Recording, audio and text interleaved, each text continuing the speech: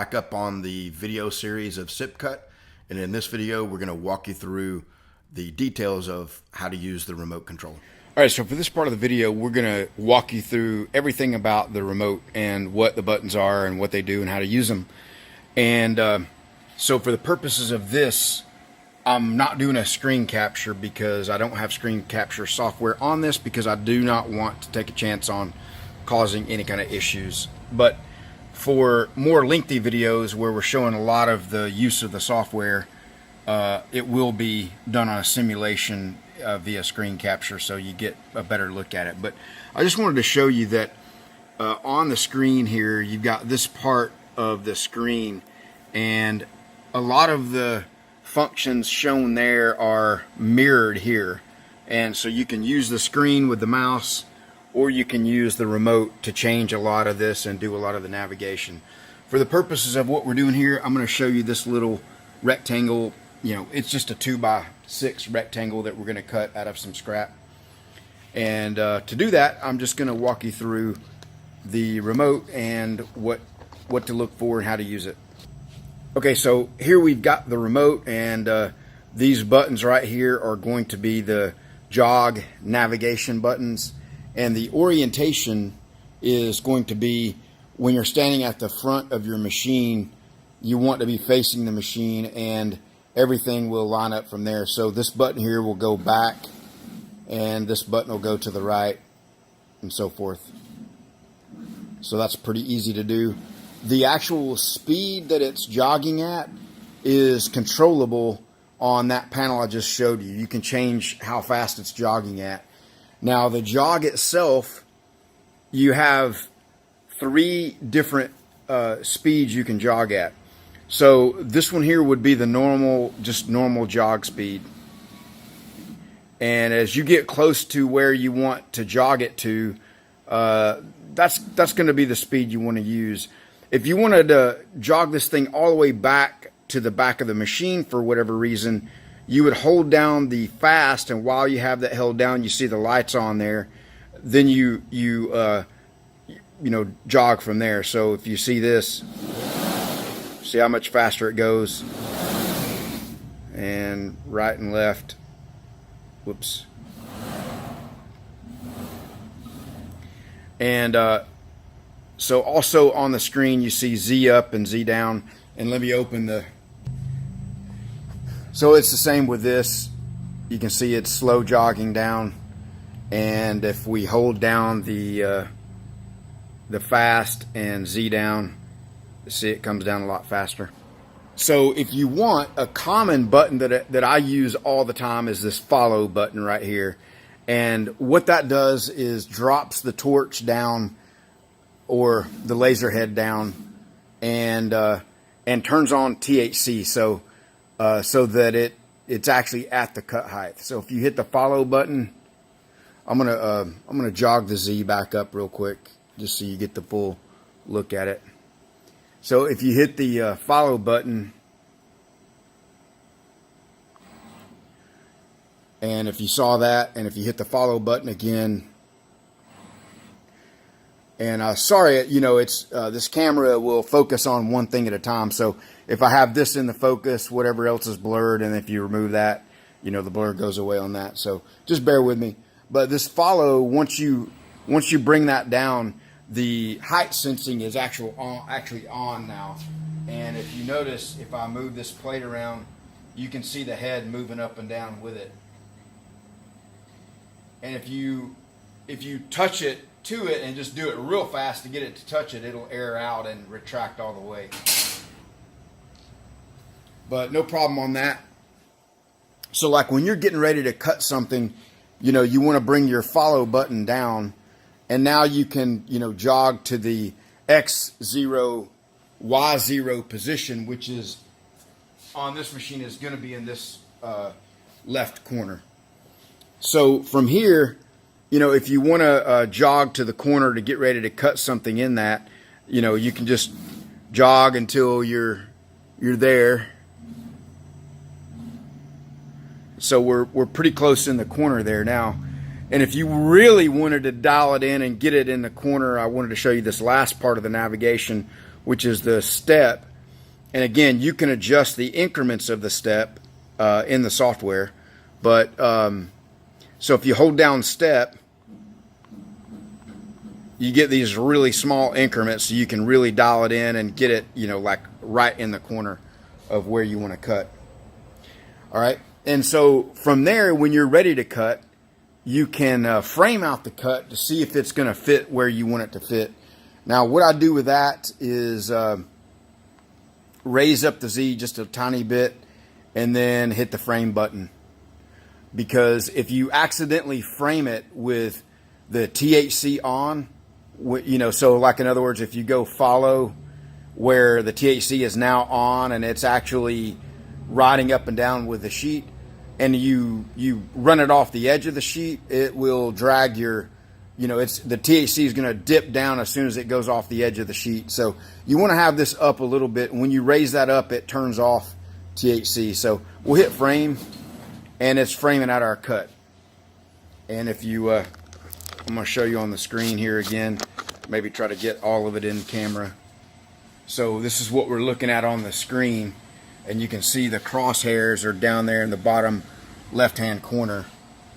And if I frame this out here, you'll notice on the screen it'll frame it as well. So it's showing you what you're cutting, and you know where you're at on the table. And on this, if you zoom out using the scroll wheel on the mouse, you can see the drawing board or the sheet in white is the cutting area.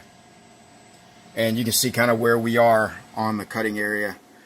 And that's assuming that you've homed the machine. And I'll show you the homing process in a different video.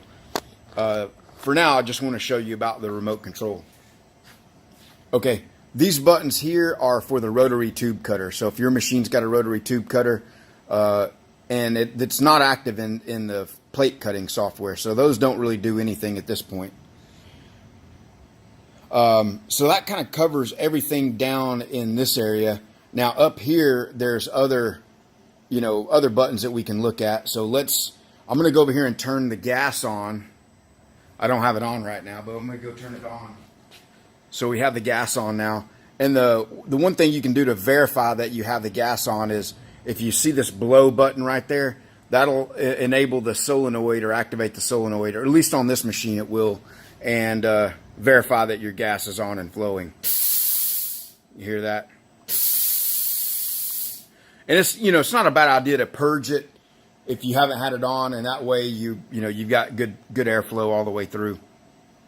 All right. So that covers the blow button. We talked about the follow button and the shutter button. Let me show you a little about that. I'm going to bring you in there close so we can see this better. When you boot the machine up, the shutter is off by default. You can always tell. All right, just pausing this very fastly here to make a comment about this section of the video. Is very specific to the Raycus power source. If you have other brands of power sources such as Max Photonics or IPG or JPT, the behavior of the shutter and the way the power source actually works with the shutter could be a little bit different. When the shutter is on, let me move this over a little bit where we can see.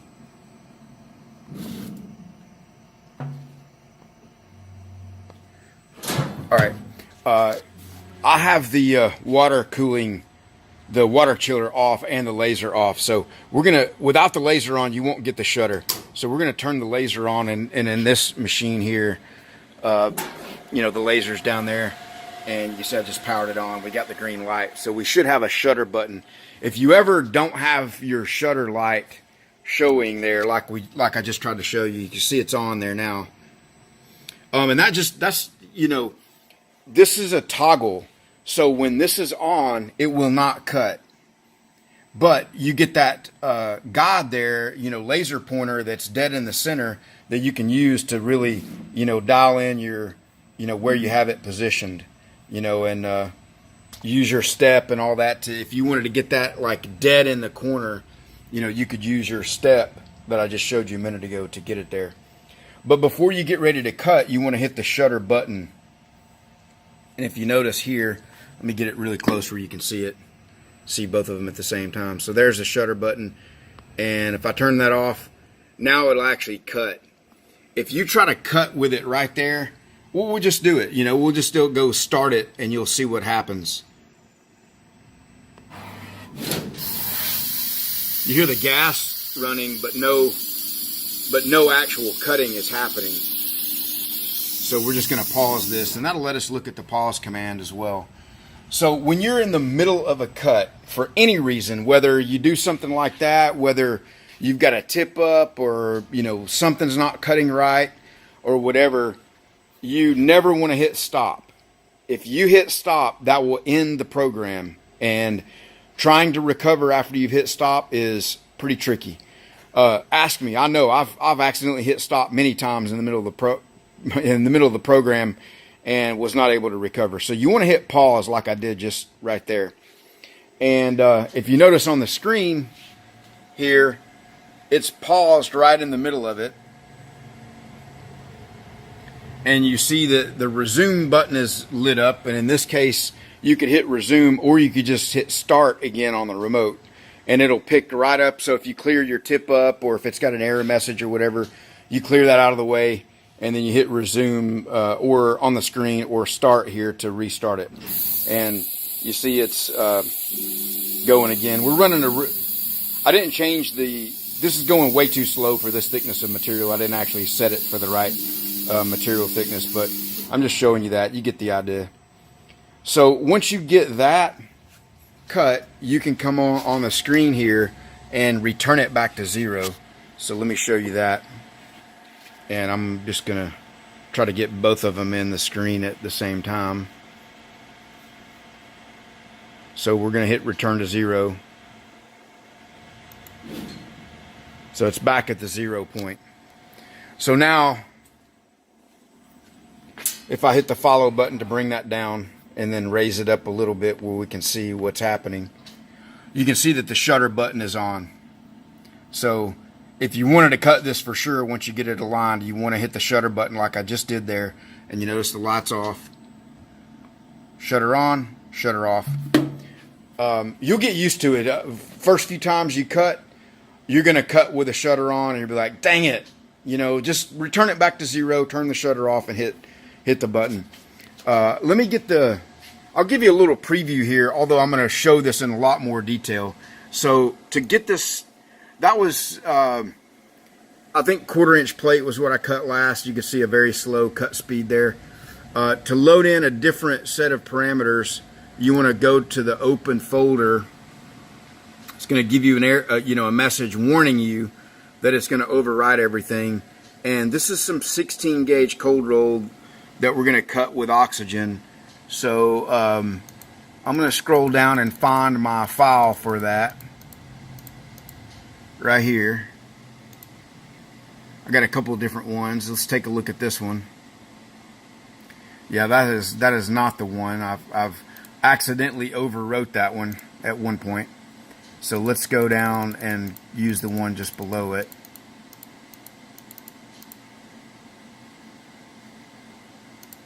So 16 gauge oxygen 1-5 means a 1.5 tip, and I'm going to open that one. So that's the one we want to cut with, 220 inches a minute. And now if we let me show you this. So you can do a dry cut here where you just hit that button and it'll go through the motions of the actual cut, not just frame it out. Now in this case, the frame and the dry cut's going to be the same because we just have a rectangle. But if you had an actual drawing, it'll go through the motions of cutting your drawing. But we'll hit dry cut just to show you that. So now that's actually going at the real cutting speed that we have set up. And then the frame, let's return it to 0.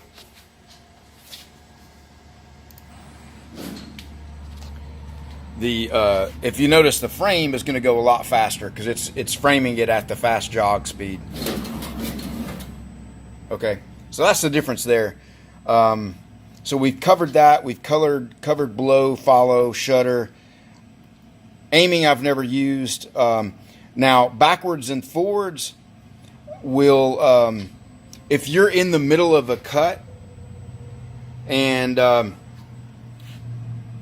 let's just cut it, and then let me pause it in the middle and show you the backward and forward, and also show you the pause, mid cut there on it. All right, so now we're gonna to cut that rectangle out. I'm gonna hit the start button here, and in the middle of it, I'm gonna stop it by hitting the pause button, and then show you how to resume it and show you how to back up or whatever. So we're gonna go ahead and hit that, and we got the shutter off, so it should cut. So I'm gonna hit pause right there, and I'll take you in there close so we can take a look. Now, when you pause, the only thing about that is you can do lead-ins and lead-outs, which we're gonna cover in other videos. And if you pause the machine, you no longer, and you got to restart it, you're gonna lose your, cleanliness of the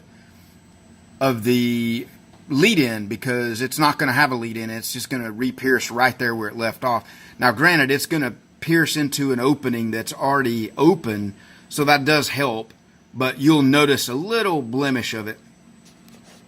So if it were to, for whatever reason, cut too far ahead, and you need to back it up a tiny bit, or even back it up to a previous feature, like a hole that didn't get cut out or whatever, that's where this back and forward come in here. So if I hit back on it, you see it moved back a little bit, and if I hit forward, it'll take it there. And how far it's moving backwards and forward, is controllable in the software. You can set that on the screen there. So if I just wanted to back it up that far and have it restart right there, I just hit start again or resume on the screen. So we'll restart it and let it finish.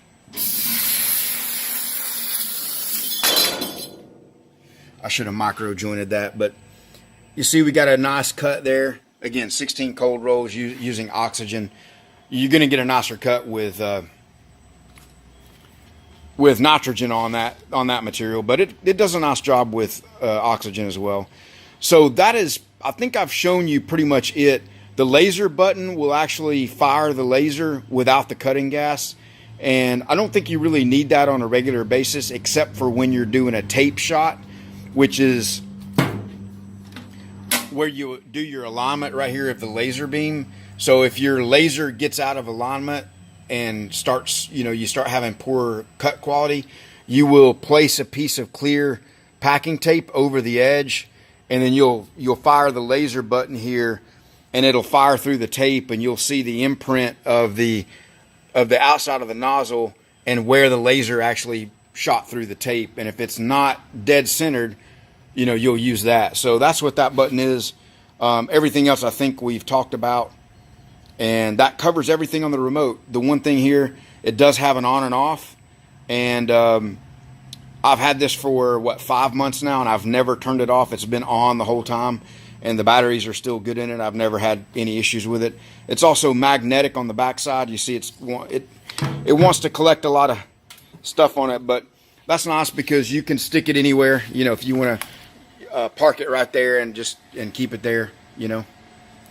So that will conclude this part of the video, and there is your overview of the remote.